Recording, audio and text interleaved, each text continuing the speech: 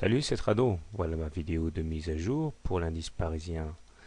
L'indice parisien s'en sort bien aujourd'hui avec un repli quand même assez limité de 0,3%. Ça aurait pu être pire compte tenu de ce qui s'est passé ailleurs.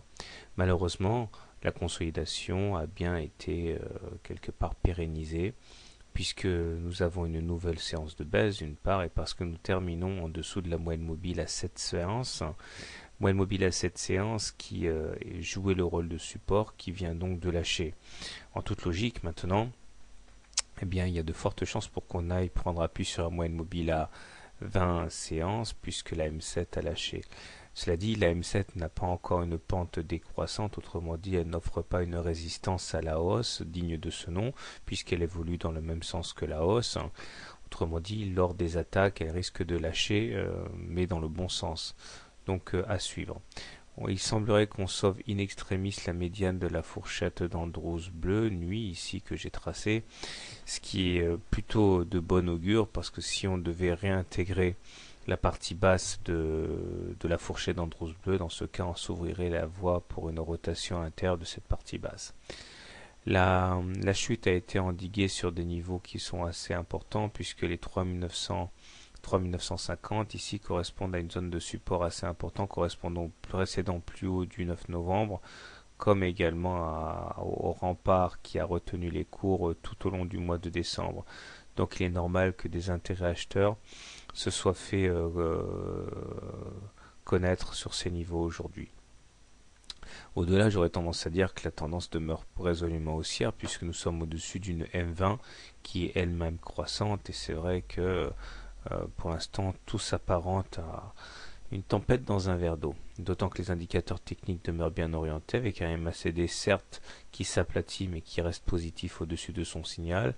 Le stochastique a croisé son signal à la baisse mais nous sommes toujours en zone de surachat. Et le momentum, malgré sa décrue, est positif. En fait, ça a tout l'air d'une consolidation. Alors maintenant, si on trace des Bollinger pour voir un petit peu des Fibonacci, pour voir où on en est un petit peu, on se rendra compte que deux choses.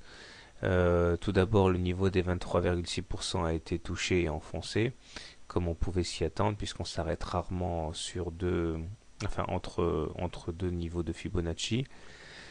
La clôture du jour est assez ambiguë parce qu'effectivement on voit que il y a eu bien enfoncement des 23,6, mais d'autre côté les plus bas ont été achetés et il semble que l'on clôture in extremis sur les 23,6%.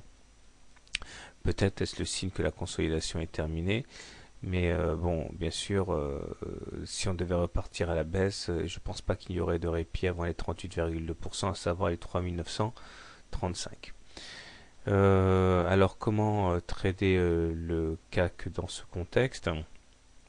Eh bien, si on est haussier, je pense qu'on peut acheter les niveaux actuels en espérant que ça tienne, bien sûr, et pour aller chercher ensuite les précédents plus hauts vers 4020. Les plus prudents attendront un repli supplémentaire en termes de niveau de Fibonacci pour aller chercher plutôt la M20, question de vérifier la solidité des supports. Si vous êtes baissier, par contre, il me semble que le mieux à faire est d'espérer que la M7 se retourne et qu'elle joue maintenant comme une résistance à la hausse. Donc clairement, l'idée serait d'acheter sur contact avec la M7 pour viser un retour sur la M20. Personnellement, étant donné qu'on est au-dessus de la M20, je pense que la tendance elle est toujours haussière. Bonne soirée, bon trade et à demain.